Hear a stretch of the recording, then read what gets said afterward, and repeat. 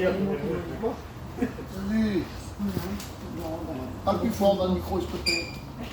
Ah oui. Vas-y. Comme vous le savez, je suis restée longtemps éloignée de Dieu.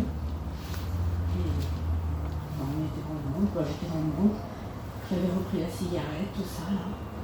Et puis, quand je parlais avec mes enfants, tout le temps, je disais à mes enfants, je disais, je ne veux pas revenir par une épreuve. Et je sais qu'il n'y a que comme ça que je reviendrai réellement, parce que bien quand on est dans le monde, on est dans une bulle, quand on est aveuglé, on est dans le monde. Quoi. Et puis ben voilà, on a passé cette épreuve, voilà, on a eu le virus tous les deux. Moi j'étais asymptomatique, j'étais bien, mais lui non, il n'était pas bien, et il est resté une semaine allongé chez moi. En fait il était en train de mourir au camping en fait, dans le lit, et moi je m'en étais pas aperçue. Parce que tout le monde disait c'est les vieux, ça touche les vieux, tout ça, donc moi je me disais bon il a 40 de fièvre. Puis à côté de ça, j'avais ma fille qui était hospitalisée parce qu'elle avait des problèmes, elle attendait un petit bébé, puis elle avait des problèmes, donc j'étais vraiment prise dans le... Enfin, je m'occupais de ma petite, quoi. Puis lui, je ne m'apercevais pas, mais ça n'allait pas du tout. Et puis un jour, ma petite, elle était sortie de l'hôpital, et puis je faisais son camping en dehors, et puis lui, il était vraiment pas bien. Tous les minutes, je montais dans le camping, et puis je lui dis, c'est Castor, pourquoi tu ne me réponds pas quand je te parle? En fait, il ne me répondait pas parce qu'il était tellement en manque d'oxygène qu'il était ailleurs, quoi. Et puis je dis, ça fait une semaine, t'as pas mangé. Je dis, moi, qu'est-ce que tu veux manger? Il me dit, je mangerai ça ou ça, bon bref. Et puis du coup, je monte dans ma voiture avec ma petite, puis je vais aux commissions. Et entre-temps de ça, le médecin est venu ici. Donc moi, j'étais à mon terrain. Il est venu ici, puis ma belle-mère et ma belle-sœur, ils disent, docteur, ça va pas du tout, il faudrait que vous allez le voir, tout ça. Et quand moi je suis revenue des commissions, le médecin était là. Donc entre-temps, ma belle-mère m'avait appelé, elle m'a dit, il y a le médecin chez toi, vas-y vite, tout ça. Ça fait que je me suis dépêchée, je suis vite rentrée au camping. Et quand je suis arrivée, il y a le médecin. Le médecin me dit tout de suite ambulance, tout de suite il faut qu'il rentre à l'hôpital, ça va pas du tout. J'ai dit comment ça, j'étais choquée, j'arrivais pas, j'ai dit comment c'est, lui il voulait pas y aller. J'ai repris, j'ai dit c'est le médecin qui dit d'aller à l'hôpital, faut que tu vas à l'hôpital, c'est tout. Alors il discute avec lui dans le camping. Je dis non, je dis tu vas à l'hôpital, tout ça. Il dit je vais aller rentrer en ambulance, c'est toi qui m'emmènes. Je dis d'accord, j'ai c'est moi qui t'emmène, tout ça là. Donc j'amène, je vais à l'hôpital, tout ça là. Et les PG me laissent rentrer avec lui dans le box en premier, puis ils m'ont dit après, il faudra vous partir madame, j'ai d'accord.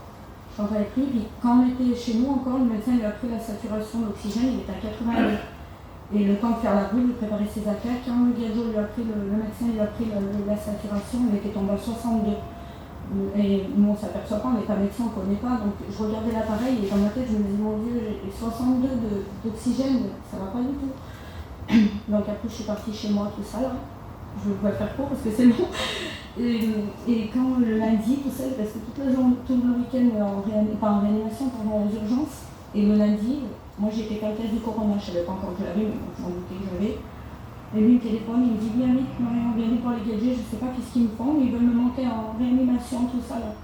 Je dis comment ça? Il me dit je sais pas, moi j'ai peur, viens vite, je comprends rien ce qu'ils me disent les gadgets, non, viens vite, tout ça là. Donc j'ai pris mon auto, je suis partie à l'hôpital, j'ai appelé mes petits, j'ai dit venez vite, ça va pas, tout ça. Je suis montée, et quand je suis montée, donc il y avait mes beaux-parents, il y avait mon beau-frère, tout ça, là, et mes petits, et moi j'attendais mon petit qui venait, je savais plus quoi faire, je savais plus. Et donc mes beaux-parents, mon beau-frère, ils sont descendus parce qu'on était au service où il y avait le Covid, donc du coup il ne faut pas qu'il tombe malade, on les a fait descendre. Et j'ai croisé le médecin dans le couloir, et puis j'étais au médecin, j'ai dit docteur, c'est la femme de monsieur Modeste. Il me dit oui, j'ai dit c'est vous qui devez s'occuper de lui, il me dit entre autres, oui, il dit c'est moi, tout ça, je dis ça va aller, il me dit madame, il dit regardez, c'est écrit réanimation. Non, ça va pas aller. Il dit si vous êtes ici, si votre mari est là, c'est que ça va pas du tout. J'ai dit monsieur, il a 36 ans, il dit alors, il dit regardez, il est là, c'est comme ça, tout ça là. J'ai dit je pourrais voir, il me dit oui, et ça me semblait bizarre, j'ai dit pourquoi il me laisse voir dans les machins de réanimation, normalement on ne peut pas rentrer. Et je suis rentrée, et quand je suis rentrée dans le box, dans ma chambre de réanimation, il était branché partout, ça m'impressionnait, mais je ne voulais pas lui faire voir devant lui là. Et je ne voulais pas non plus lui faire voir que j'avais des bonnes nouvelles par médecin.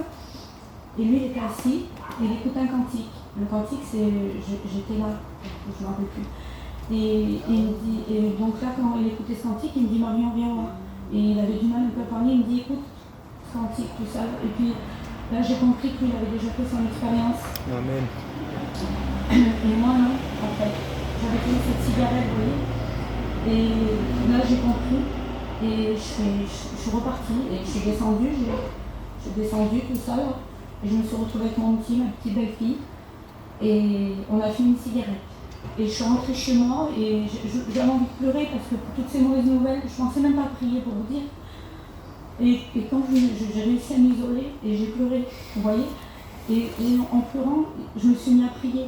Et je dis, Seigneur, je veux repartir, mais pas nouveau avec toi. Amen. Mais j'ai ce lien. Je veux pas les choses bien.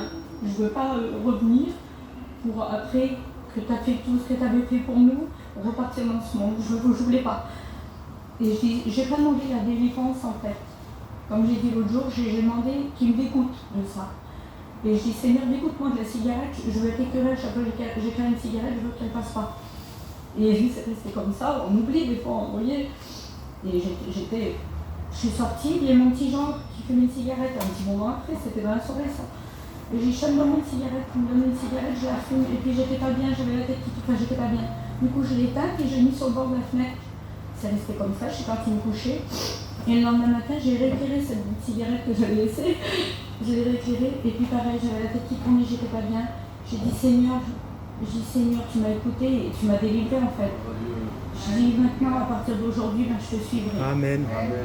Le rôle il a été guéri, comme vous le savez. Il a été guéri.